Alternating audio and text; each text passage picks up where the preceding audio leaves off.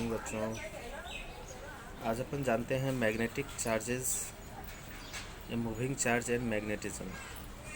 इसको अपन magnetic effect of current के नाम से भी जानते हैं। मैग्नेटिक इफेक्ट ऑफ करंट होता क्या है?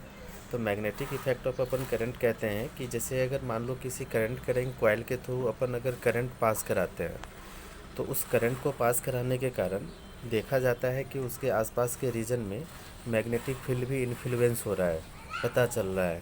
ठीक है, तो इसी को अपन कहते हैं मैग्नेटिक इफेक्ट ऑफ करंट, मतलब करंट के कारण मैग्नेटिक फील्ड को जनरेट करना।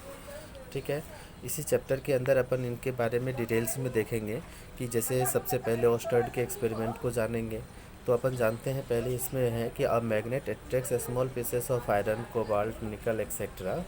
The space around within its influence can be experience called the magnetic field. ये अपन ने एक मैग्नेटिक फील्ड की डेफिनेशंस को इंट्रोड्यूस किया है। इसमें सबसे पहले ऑस्टर्ड एक्सपेरिमेंट आया।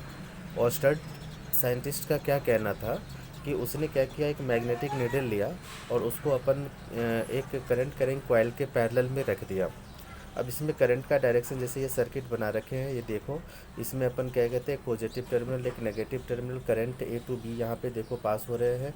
ठीक है, उसके पैरेलल में हमने एक मैग्नेटिक नीडल रखा है, जो कि जब करंट ए टू बी जा रहा है पैरेलल डायरेक्शन में, तो देखा जाता है कि इसके अंदर डिफ्लेक्शन प्रोड्यूस होता है। मतलब नॉर्थ पोल ऊपर की ओर चला जाता है और साउथ पोल नीचे आ जाता है। मतलब एंटी क्लॉकवाइज डायरेक्शंस को ये इंट्रोड्यूस करने लगता है। ठीक है, दूसरी चीज़ें इसी में क्या किया, करंट की डायरेक्शन को उसने चेंज किया। अब करंट की डायरेक्शन B2 अगर ए हो रही है, तो उस सिचुएशन में उसने मतलब क्या किया कि जैसे पोलैरिटी को चेंज कर दिया, मतलब पॉजिटिव टर्मिनल को दूसरे साइड, नेगेटिव टर्मिनल को दूसरे साइड कर दिया। तो उस सिचुएशन में देखा कि करंट जो है उस वायर के अंदर B2A जा रही है। तो जब करंट B2A जा रही है, तो उस सिचुएशन में देखा कि जो साउथ पोल है वो ऊपर चला गया, नॉर्थ पोल नीचे आ गया। तो इसका डायरेक्शन जो है एक तरह से अपन देखा जाए तो ये ये क्लॉकवाइज डायरेक्शन को रिप्रेजेंट करने लगा। तो मतलब पहले अपन देख रहे थे कि अगर करंट ए टू बी जा रहा है तो मैग्नेटिक नीडल्स में डिफ्लेक्शन आ रहे हैं, तो ड्यू टू मैग्नेटिक फील्ड ही डिफ्लेक्शन आएगा। ठीक है, तो और इसमें B2A जा रहे हैं तो इसमें भी मैग्नेटिक नीडल के अंदर डिफ्लेक्शन आ रहे हैं, बट अपोजिट डायरेक्शन में आ रहे हैं। इसी कंक्लूजन को हमने यहाँ पे पॉइंट में लिख दिया है, जिससे अपन कहते हैं कि when wire is held above the needle and current flows from the south to north pole, है ना, to the magnet, needle gets deflected towards the west. ठीक है, सेकेंड कहते हैं when direction of current is reversed, the north pole of the magnetic needle gets deflected towards the east. ठीक है, उसके बाद अपन कहते हैं when the current in wire is stop flowing, the magnetic needle comes back into its initial position. जैसे अगर इसमें करंट पास कराना अगर अपन बंद कर देते हैं, तो उस सिचुएशन में मैग्नेटिक नीडल में जो डिफ्लेक्शन आया था वो वहीं नहीं रह जाता है, वो क्या करता है कि फिर से अपनी नॉर्मल पोजीशन पे आ जाता है।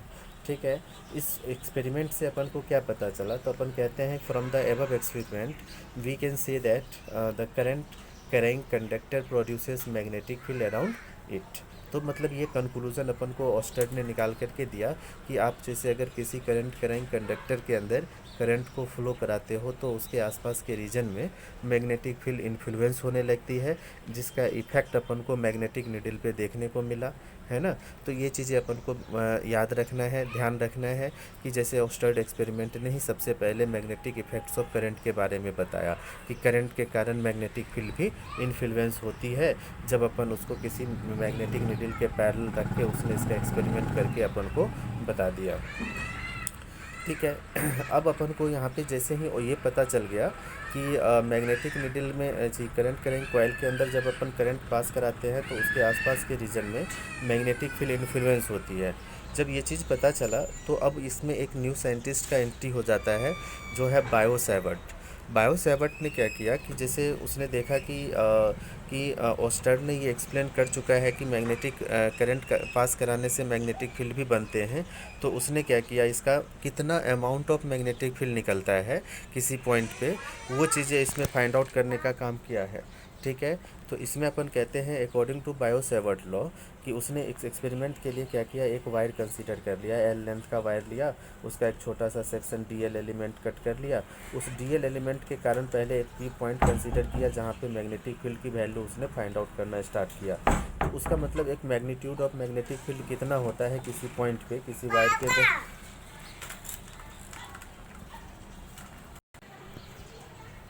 किसी वायर के थ्रू किसी पॉइंट पे कितना मैग्नेटिक फील्ड होता है, ये चीज़ें उसको फाइंड आउट करने की कोशिश किया गया। इसमें उसने क्या किया, एक डीएल एलिमेंट कट किया और उसके कारण एक dB amount of magnetic field point P पे निकालने के लिए उसने कंसीडर किया। ये फिगर बच्चों याद रखना, इसी से अपन को काम है। देखो इसमें अपन कहते हैं कि उसने जो कंक्लूजन निकाला तो उसने कहा कि मैग्नीट्यूड ऑफ मैग्नेटिक फील्ड जो है वो डायरेक्टली प्रोपोर्शनल होते हैं करंट का। Magnitude of magnetic field directly proportional होते हैं डीएल का, एलिमेंटल लेंथ का। अगर लेंथ बढ़ाएंगे तो मैग्नेटिक फील्ड भी बढ़ेगा, इसलिए डीबी जो मैग्नीट्यूड ऑफ मैग्नेटिक फील्ड है ये डायरेक्टली प्रोपोर्शनल होते हैं साइन थीटा का। ठीक है, उसके बाद उसने बताया कि D B is inversely proportional to distance of square, मतलब स्क्वायर ऑफ डिस्टेंस का ये इन्वर्सली प्रोपोर्शनल होता है। तो अपन इन सारे इक्वेशंस को हमने क्या किया, कंबाइन किया। जैसे आई d l sine theta upon में आर स्क्वायर भी अपन इसको कह सकते हैं। इन सब को हमने कंबाइन करके लिखा कि above combining above this equations, तो d B is directly proportional to I d l sine theta upon में आर स्क्वायर। इस प्रोपोर्शनलिटी को ब्रेक करते हैं तो यहाँ पे k ideal sine theta upon में आर स्क्वायर आ जाता है, जिसमें के को अपन कहते हैं म्यू नोट अपॉन में 4 पाई, और म्यू नोट अपॉन में 4 पाई की वैल्यू क्या है, 10⁻⁻⁷ टेस्ला मीटर पर एम्पीयर। ठीक है, तो d B is equal to mu naught upon में 4 pi ideal sine theta upon में आर स्क्वायर अपन कह सकते हैं। यहाँ से अपन d B is equal to mu naught upon में 4 pi ideal sine theta upon में आर स्क्वायर।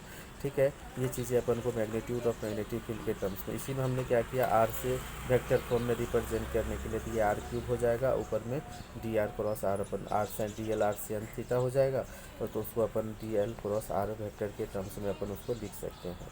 अब इसके कुछ केसेस हैं, जैसे अगर हम मान लो कि थीटा 0 डिग्री या 180 डिग्री ले लेंगे तो साइन थीटा 0 हो जाएगा। तो मतलब जब अगर मैग्नेटिक फील्ड के करंट अपन किसी सेक्शन पे पास करा रहे हैं तो उस पर पैरेलल या एंटी पैरेलल दोनों सिचुएशन में अमाउंट ऑफ मैग्नेटिक फील्ड जो होगा या मैग्नीट्यूड ऑफ मैग्नेटिक फील्ड जो होगा वो 0 होगा।